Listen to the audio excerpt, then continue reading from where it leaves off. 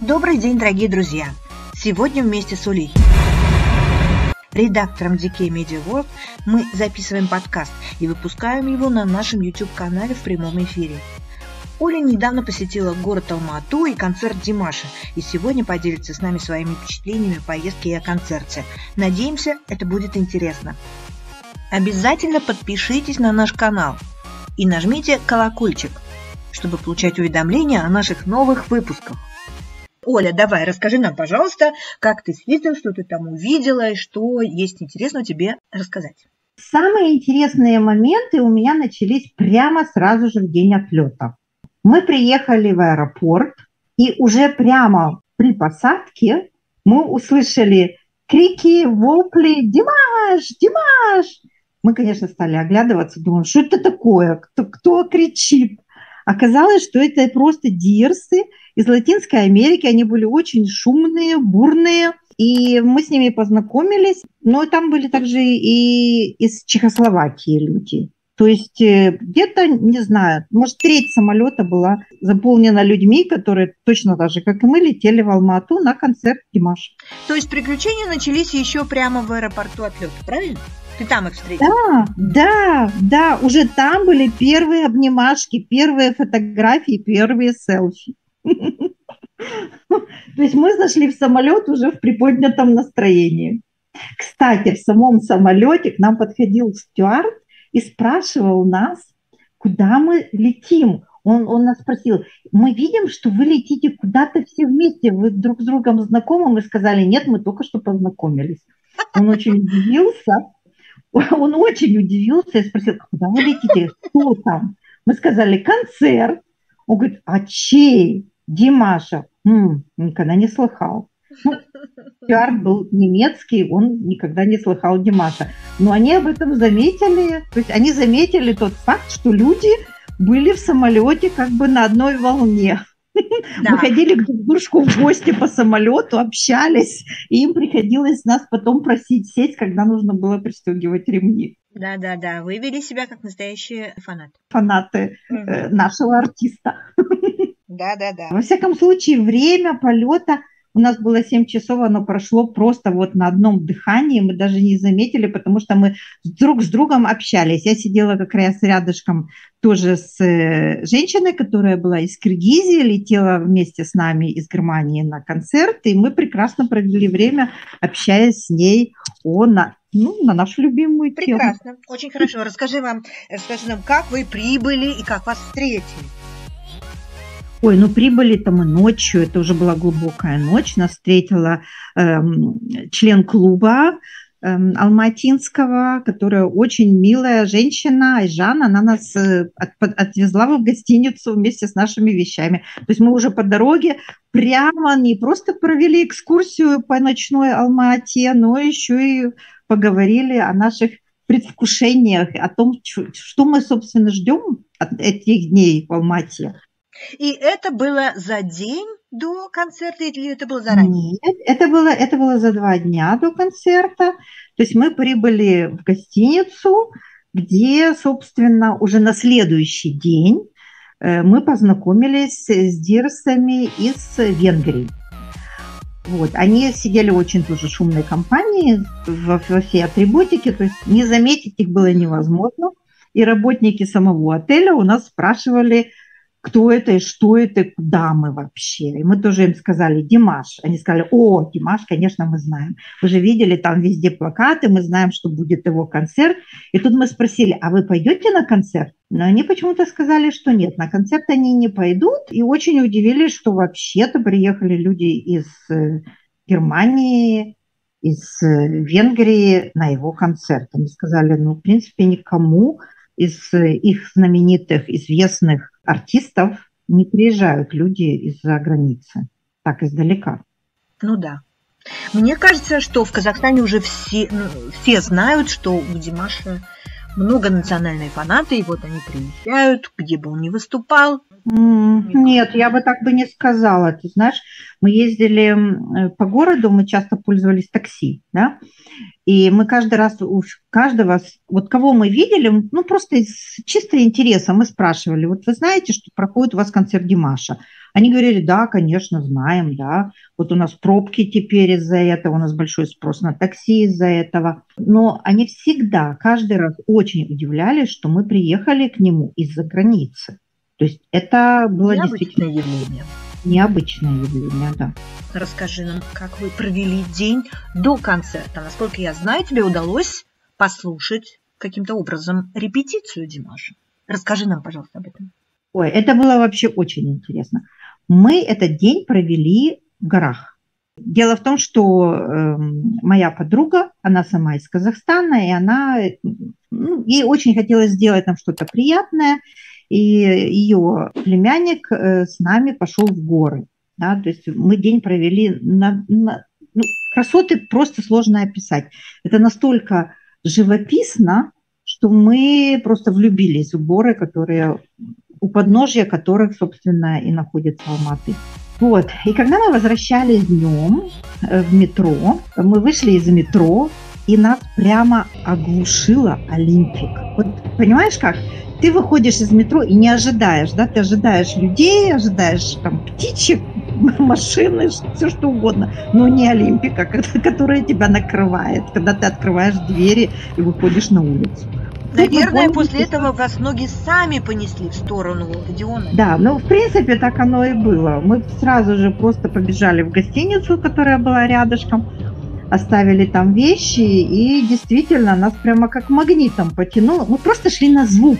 Вот ты должна это себе представить. Мы вышли из гостиницы, и мы шли, и звук все время нарастал. Это была Аве Мария, и звук все становился громче, громче, громче и громче. И вот это действительно было ощущение, что тебя этот голос как бы тянет к себе, и мы вот так, не замечая, просто пришли как зомби под вот этот стадион, да. Что же было дальше? В принципе, мы оказались у какого-то заднего хода, заднего двора. Во всяком случае, все было закрыто. Нигде нельзя было никуда пройти. Везде были завешенные какими-то, я даже не знаю, как это сказать, какими-то планами были завешены все входы-выходы. Там, где мы стояли, была гора каких-то ящиков от аппаратуры, то есть видеть мы ничего не могли. То есть это не был парадный вход, главный вход, это где-то вспомогательные какие-то помещения? Да, мы как-то пришли туда, я даже не знаю как-то с заднего двора, что ли. То есть там не было ничего, там были только мы.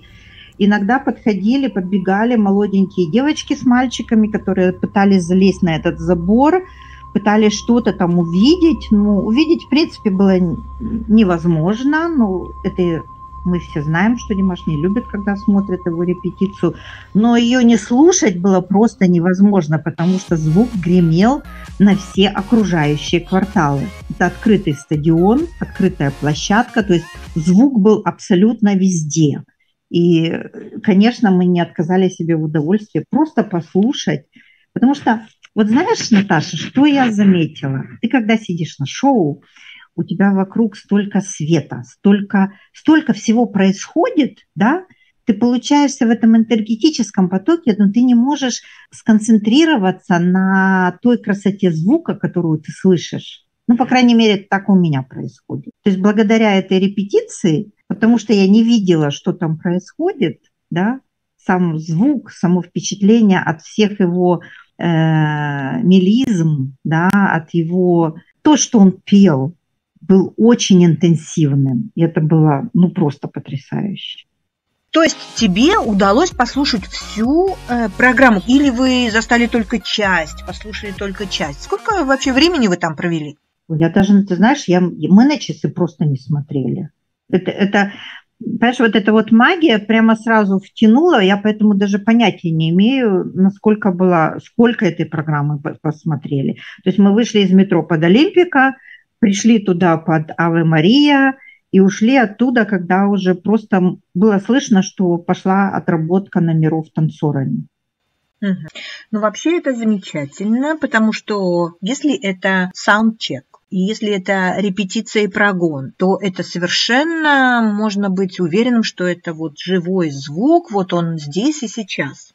Ну, ты знаешь, в этом сразу мы уже убедились, потому что, во-первых, музыканты проигрывали свои инструменты. Во-вторых, Димаш давал какие-то указания, да, то есть то, что это был живой звук, это было слышно, да, то есть это не шло вот гладко, то есть этот человек пробовал свои какие-то части и потом продолжал их, прерывался, давал какие-то указания музыкантам. То есть это, да, это был живой звук, конечно. Угу. Да, это всегда очень интересно. Хорошо, что же было в продолжении этого дня? Что нам было интересно? Вот пока мы стояли там и слушали, да, мы были не единичные люди, туда подходили периодически люди, которые шли мимо и подходили посмотреть, что же происходит. Они спрашивали нас, кто мы, очень удивлялись, что мы иностранцы. Они говорили, что они сами из Алматы, то есть местные жители. И некоторые из них говорили, что вот они не успели купить билеты. Да, то есть они не собирались идти на концерт, но когда увидели, что интерес большой среди иностранцев, им захотелось тоже, да, но билетов, так сказать, уже не было. Вот. Но был интересный момент с молодежью. Вот прям понравилось. Прибежала толпа совсем молоденьких девочек. Они с визгами и не знаю, с восторгами, да, просто вот умиления, говорили, ой, какой он хорошенький, ой, какой он красивенький. Их мальчики стояли в сторонке и молча смотрели за этими девочками, которые щебетали и пытались залезть на забор. И вот у одного из таких мальчиков я спросила, как они вообще относятся к Димашу. Да? И он сказал, что им очень нравится, но на концерт они не идут, потому что билеты все-таки для них были дорогие. Вот. Это вот один из таких моментов. А второй момент, когда репетиция, в принципе, закончилась, и мы пошли посмотреть, как вообще выглядит стадион, с какой стороны нам вообще нужно будет заходить в этот стадион, явно из задворок, на которых мы оказались. И мы пошли к центральному входу и увидели огромную толпу фанатов, как мы поняли. Ну, просто вся площадь перед центральным входом была запружена людьми, которые смотрели и слушали эту репетицию. То есть там они слушали репетицию? Да, вместе с птицами. Птицы были настолько громкие, они так громко орали, перелетая с дерева на дерево. Вот. Потом мы пошли по кругу посмотреть, где и рабочие входы, то есть познакомиться с этим стадионом немножечко снаружи. Увидели толпу волонтеров, которых собирали, которые должны будут обслуживать потом на следующий день этот концерт. Там, видно, проходили какие-то учения с ними. Потом мы заметили, что стали выходить музыканты, то есть репетиция закончилась, и нам повезло, мы смогли с ними сфотографироваться, они очень были милые все. Ну, короче, мы решили, что на этом день закончился, но, как оказалось, это был не конец. Дело в том, что после этой репетиции, которая происходила, вот просто в футболках, джинсах, да, вечером проходил еще прогон. То есть Димаш отработал этот день до глубокой ночи. То есть он начал, я не знаю во сколько, наверное, в час дня, в 2, я так прикидываю по времени, а закончил уже поздно ночью. Они делали еще генеральный прогон в костюмах. Угу. Это интересно. Да, то есть, но этого вы не увидели, правильно? Нет, тут мы не присутствовали, мы это слышали из окон гостиниц. Но, честно говоря, мы решили, что это просто уже прогоняют запись его. Но, как оказалось, он там был на самом деле и действительно, опять же, пел вживую. Об этом нам рассказали другие фанаты, которые вот там, им удалось там поприсутствовать. Но мы лично там уже не были. Это было за день до самого концерта. И вот наступает день концерта. Как ты провела его, Оля? День концерта у меня был довольно-таки насыщенный. Мы решили познакомиться с самим городом. Мы вышли очень рано и отправились в парк 28 панфиловцев, где посмотрели очень красивый собор, он деревянный. Потом мы сходили на Зеленый базар, где я успела поторговаться. Это было такое, ну, в Германии не принято торговаться насчет цен, вот, на базарах, а в Алмате нас прям предупредили, не забудьте поторговаться, что мы и сделали. Это надо уметь и любить. Да, чтобы это делать надо это уметь и правильно. любить. Я, по крайней мере, попробовала. Это было очень такое увлекательное занятие. Что нас поразило, ну, что лично меня поразило, да, это был конец сентября, и там до сих пор продавали клубнику. Мы спросили, как долго у них продается клубника. Да, и сказали, ну, последний сбор будет 1 октября. То есть еще в октябре собирают клубнику на Да, это поле. интересно. Мы гуляли по городу и поехали на смотровую площадку. То есть мы поднимались на подъемнике, на эту смотровую площадку. Дело в том, что Алма-Ата, она лежит как бы в низине, внизу, на плоской местности. А потом начинаются резко горы. И вот на вот эти горы мы поднимались на подъемники, и оттуда был вид на всю Алма-Ату. Это очень красивое место. И там мы провели довольно много времени, да. Там очень были красивые виды, и вот этим всем мы любовались. Вот. Потом мы спустились вниз и, собственно, уже собирались на сам концерт. То есть вы успели посмотреть еще город. Скажи, Да, пожалуйста, вам повезло с погодой, была хорошая погода? Вот тем, кто соберется, например, в Казахстан, а именно в Алматы в сентябре, это хорошее время поехать туда, как по туристическую мне, поездку? да, как по мне, просто идеальная, потому что вот у нас уже осень. У нас сентябрь – это уже осень. Плюс 10 градусов, дождь, холодно, ветер. Да? Туда мы приехали, собственно, в лето. Там днем было до 28 градусов, а ночью было плюс 20. То есть идеальная погода. И нам очень повезло. Не было ни дождя, ни ветра. Было все время солнечно, и поэтому даже звук на самом концерте был просто идеальный из-за отсутствия ветра. Прекрасно. Это очень хорошо. Значит, вы успели погулять по городу, посмотреть много чего, и вот вы отправляетесь вечером уже на концерт. Расскажи, пожалуйста, об этом. Вот, когда мы выходили на концерт, во-первых, первое, что вот бросалось в глаза, приехало приблизительно, ну мы так точно не считали, но приблизительно машин 20 грузовых с военными. То есть, кроме security, сам концерт охранялся еще военными. То есть безопасности было уделено большое внимание. Все-таки 35 тысяч зрителей, из них было очень много иностранцев, поэтому такие меры предосторожности, наверное, все-таки были очень правильные. Какой был в этом минус? Минус был в том, что также отключили интернет. А мы сделали ошибку, мы взяли сим-карты без телефонных звонков. Мы почему-то посчитали, что интернета и общения по WhatsApp будет достаточно. И поэтому в этом был большой минус. Мы не смогли встретиться с очень многими людьми, с которыми планировали встретиться на этом концерте. То есть договоренности были, но мы не смогли их осуществить из-за того, что не работал интернет. То есть вы остались без связи фактически? Да, мы остались без связи. И, к сожалению, наш запланированный с тобой прямой эфир с этого концерта, естественно, не состоялся. Просто потому что не было такой возможности. Вот. Когда мы шли туда на этот концерт, что мы заметили? Во-первых, было очень много людей. То есть мы шли просто вот в большой толпе. Да, то есть это было не просто там вот 1-2 человека как-то, нет, это было массовое стечение людей к этому входу. На входе, конечно, была очень строгая проверка была. Вот. И когда мы оказались внутри, то и получали свои бейджики, вот, то мы в это время видели как раз, как приехала машина со старшими родителями Димаша. Мы как раз стояли возле этого места, куда они заходили. Вот, то есть мы сразу поняли, что вся семья будет присутствовать на этом концерте, чтобы поддержать Димаша.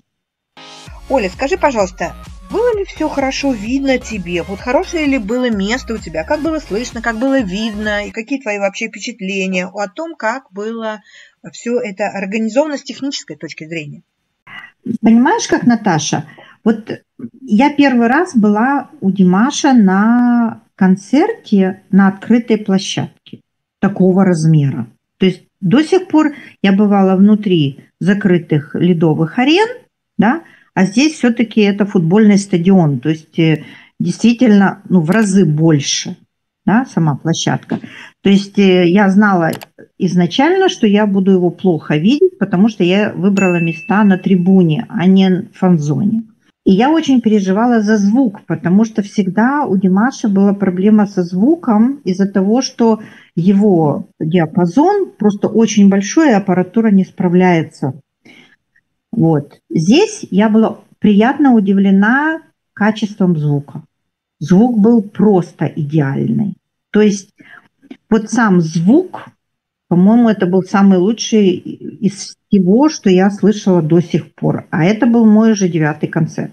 То есть вот когда люди утверждают, что стадионы не приспособлены для того, чтобы звук был качественный, для этого нужен концертный зал, для этого нужно там что-то. То есть ты считаешь, что это не подтверждается, такое мнение? Скажем так, я считаю, что по опыту, просто потому что я очень часто хожу и на других артистов, на всевозможные площадки, концерт на стадионе можно сравнить с open air. Open air чем хорош, что звук, когда выходит из динамиков, он уходит просто в никуда. Да, то есть он улетучивается в пространство. Он уходит в open air. Да, а когда ты находишься внутри закрытого помещения арены, да, звук отражается от стен, от потолка, возвращается к тебе, и у тебя получается вот это вот ощущение плохого звука. Просто потому что волны накладываются друг на дружку.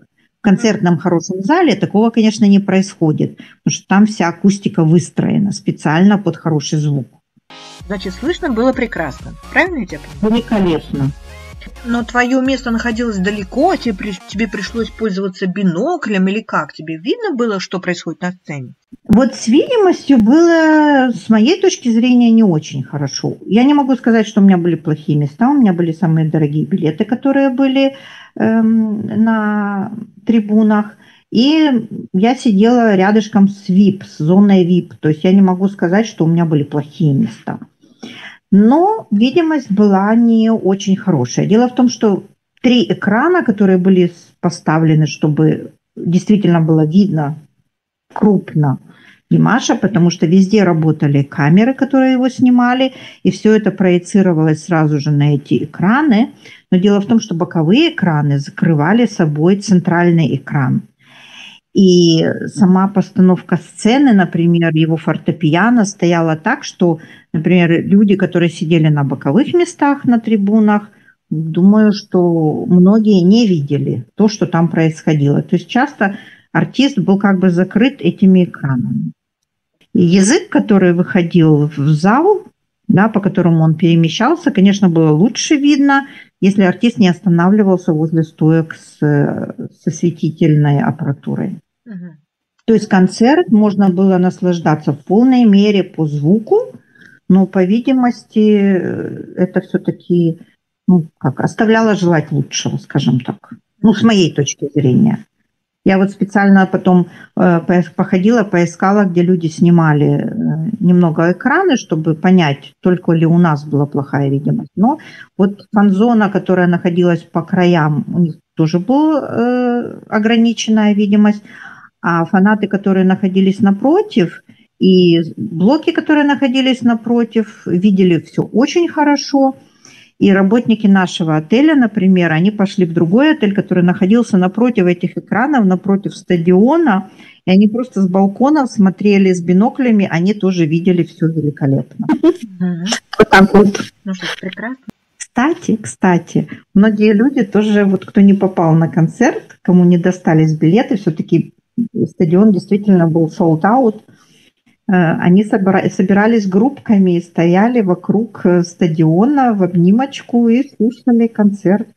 Очень тоже милая такая милая деталь.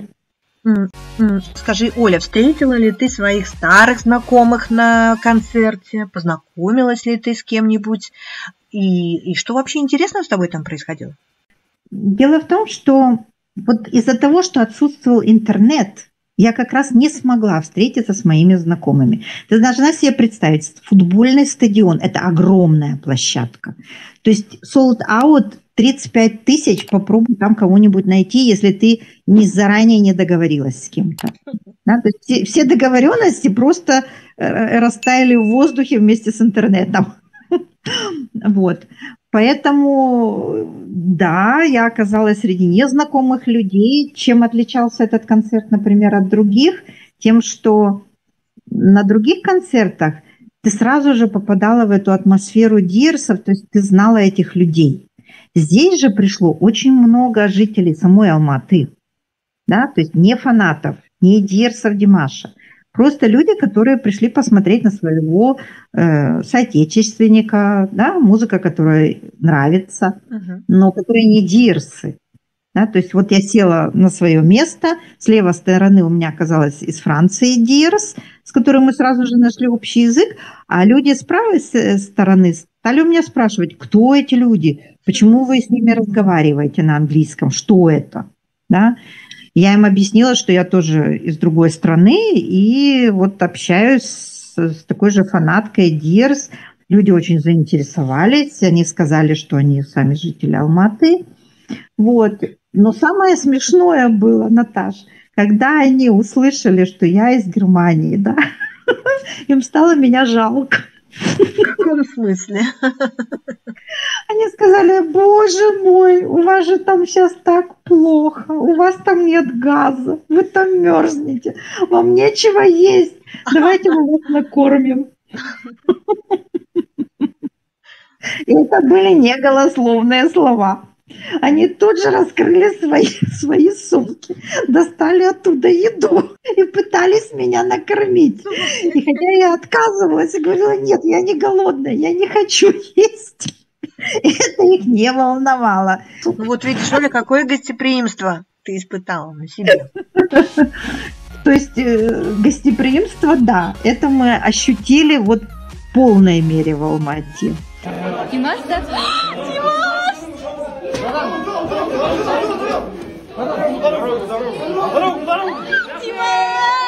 Наташ, когда закончился сам концерт, мы вместе с толпой выплыли на улицу, но наше движение к выходу было остановлено полицией. Мы вынуждены были стоять и наблюдать, как вывели из стадиона Димаша в окружении охраны, посадили в машину, и только после того, как он уехал, мы смогли продолжить свой путь. Потом мы смогли пообщаться немного с Мансуром. Состоялась все-таки его премьера, его песни на концерте Димаша. Он нам рассказал, что мелодию он сочинил просто вот между уроками на переменке. Эта мелодия была написана в стиле джаз. Димаш предложил ее переделать в стиль поп. То есть на самом концерте, получается, мы увидели их совместную работу. Но, честно говоря, я надеюсь, что когда-нибудь мы услышим и оригинальную джазовую версию. Это было бы, наверное, очень круто. Я тебе рассказывала, что мы шли мимо мечети к метро.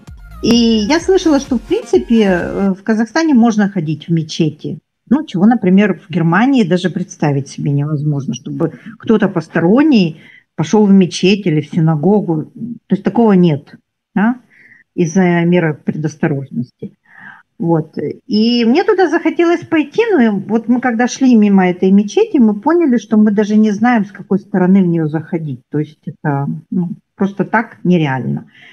Вот. И я поэтому позвонила своей знакомой и попросила ее сопроводить нас. Вот, что она и сделала. И поэтому мне удалось первый раз в моей жизни побывать в мечети. Это было очень интересно, необычно. Но, во всяком случае, первый раз, так сказать, такое вот. Вот. Что еще было интересно по гостеприимству? Нас позвали на Дастархан. Знаешь, что такое Дастархан? Ну, я слышала об этом. Это было в ресторане. Нас завели в такое очень красивое помещение с очень-очень низкими диванами. Они практически были на полу. И большой такой тоже низкий стол, полностью уставленный яствами. То есть очень вкусной едой, очень, очень ярко, да. Как вот говорят, когда сначала первое блюдо, потом второе блюдо. Так? Вот, да. То есть еду подавали не с переменной блюд, а все стояло сразу же на столе.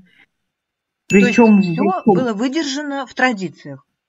Да, да. То есть нам объяснили, что это вот традиционный дастархан. Что бросалось в глаза, там стояли как и конфеты, так и сушеные фрукты, свежие фрукты и вот мясные продукты, салаты. То есть все было на столе одночасно. Мгм.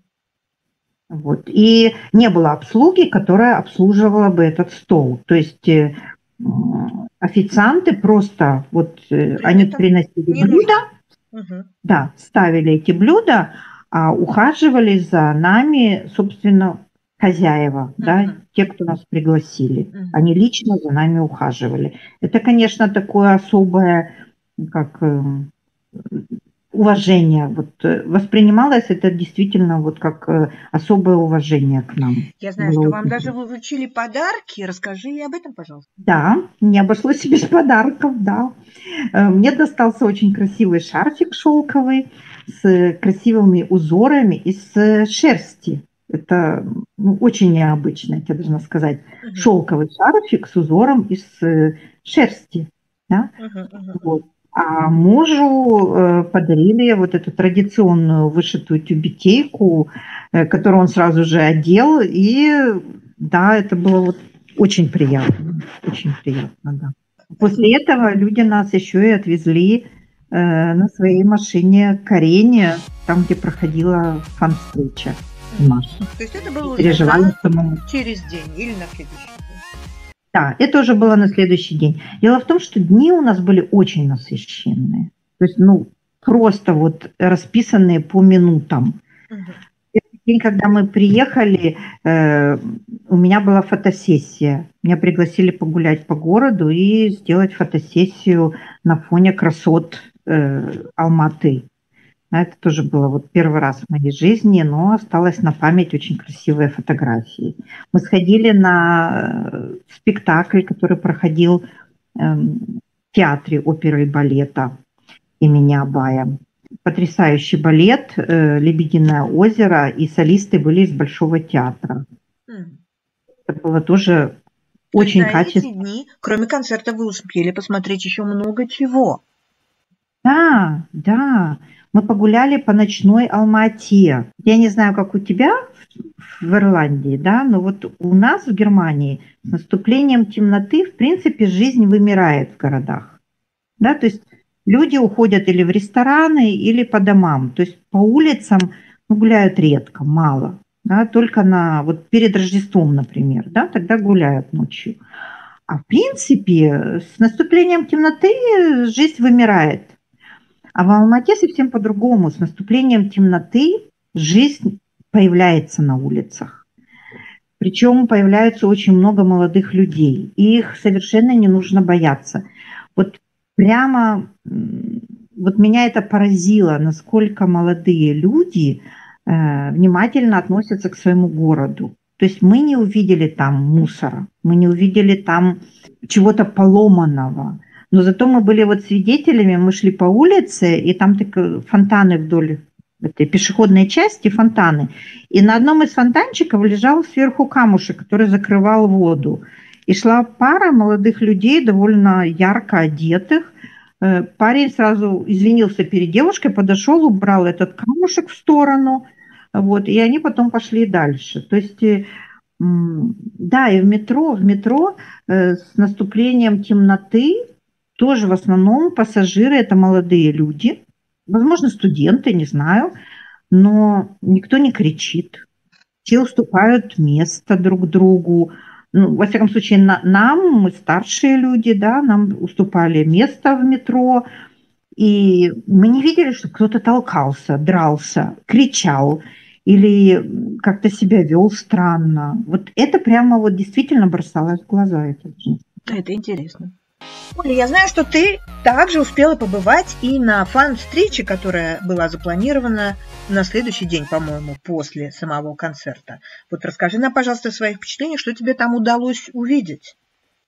Во-первых, Наташ, я тебе должна сказать, что я бы на эту фан-встречу вообще-то не должна была попасть. Потому что наш самолет улетал ночью 24-го, а изначально эту фан-встречу объявили на 26 число. Вот, когда сказали, что да, переносят фан-встречу на 24-е, конечно, я обрадовалась. Фан-встреча начиналась в 9, и уйти я должна была в 12 ночи. Я думала, может, продлится часа 2, да и все. Вот. Но оказалось, что через 3 часа фан-встречи мне пришлось, к сожалению, уходить, а она продолжалась и шла еще час, если не полтора. То есть вот что меня поразило, значит, получается, Димаш сделал репетицию, прогон, да, то есть полный. Это, Наташ, полный прогон, да, полная репетиция. Это 3 часа, потом 4 часа концерта, на следующий же день у него была фан-встреча еще 4 часа. Да, это был очень напряженный график. Там, понимаешь, какой получился казус на этой фан-встрече? Мы не ожидали, что мы, в общем-то, ничего не будем понимать. То есть поначалу, когда мы там сели и все началось на казахском языке, мы сначала пытались что-то понимать, потом мы просто отказались уже от этой идеи что-то понимать. То есть мы сидели и просто любовались уставшим Димашем, который, ну, по нему было видно, что он устал, конечно. То есть, наверное, фан-встреча 26-го было бы лучше. А формат какой был? Что там вообще происходило? Он отвечал на вопросы фанатов, было какое-то общение или как это все было организовано? Там было 2 ведущих, которые вели эту беседу. Димаш сидел в центре на диванчике удобном. Там был Расул, то есть бэк-вокалист. Они вели между собой диалог, что-то спрашивали у Димаша, он что-то отвечал. Потом был блок, когда объявили, значит, стали разыгрывать места. Да, и люди, на чьи места попадало, они могли встать и что-то сказать. То есть вы все это поняли просто по ходу да, просто события. Вот по ходу как-то по наитию что-то там происходило, из чего-то делал какие-то выводы. Потому что у кого-то что-то спросить, мы сидели все, вокруг нас сидели иностранцы, то есть никто не мог помочь с переводом. Вот, к сожалению, и поэтому, ну вот люди, которые вставали, на чьи места выпадали номера, да, кто-то мог подойти, сделать селфи с ним, кто-то мог взять автограф, кто-то заказывал песню, что Димаш исполнял. А вы выполнили хотя бы хоть раз какой-то вот, представляешь, ты испанец, сидишь, и вдруг твое место выигрывает вот в этой лотерее. К тебе подходит человек с микрофоном и что-то спрашивает. Ну, ты же даже не поймешь, что у тебя спрашивают, что вообще происходит. Такое было? Нет. Дело в том, что в основном попадали вопросы именно людям, которые знали казахский язык. Как нам потом уже объяснили, приблизительно 80% было именно местных жителей, то есть знающих казахский язык, и только 20% было иностранцев. И вот женщина, которая иностранке достался билет, она была из Америки, и Димаш очень прекрасно знает английский, то есть у него проблем не было с ней пообщаться. То есть ей объяснили, что происходит и что от нее хотят, да? Ответить на какой-то... Да. То есть она это поняла, и она действительно задала Димашу вопрос, и он ответил. То есть они смогли пообщаться между собой очень даже мило. То есть я бы, например, не отказалась, если бы мне такой шанс выпал. Но не выпал, к сожалению. Остается только надеяться, что на следующем таком мероприятии удастся иностранным гостям тоже поучаствовать в подобной встрече активно. Просто мне показалось, что, может быть, это была не совсем фан-встреча, скажем так.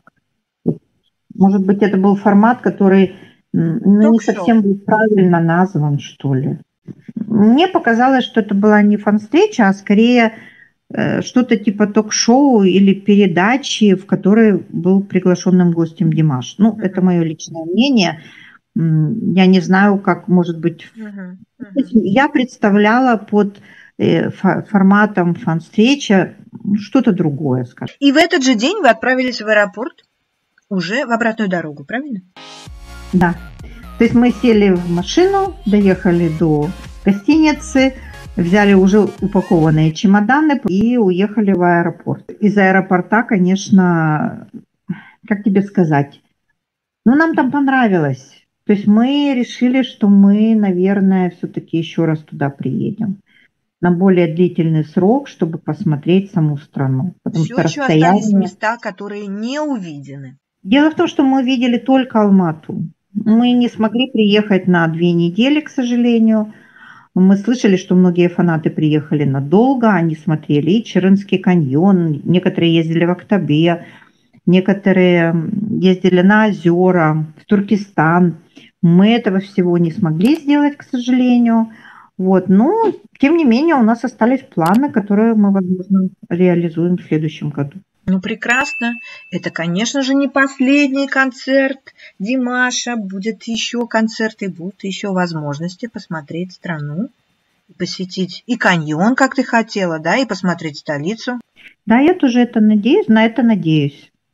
Конечно, посещать какие-то места вместе с концертом Димаша – это самое прекрасное, что может происходить для людей, которым нравится то, что он делает. Ну что ж, очень хорошо. Оля, большое спасибо за твой рассказ. Все было очень интересно и познавательно. Мы просто как будто бы сами там побывали. Большое спасибо. Но я тебе советую все-таки тоже там побывать, Наташа. Дорогие друзья, большое спасибо, что вы были с нами. Еще раз большое спасибо Оле за этот рассказ. Было очень интересно.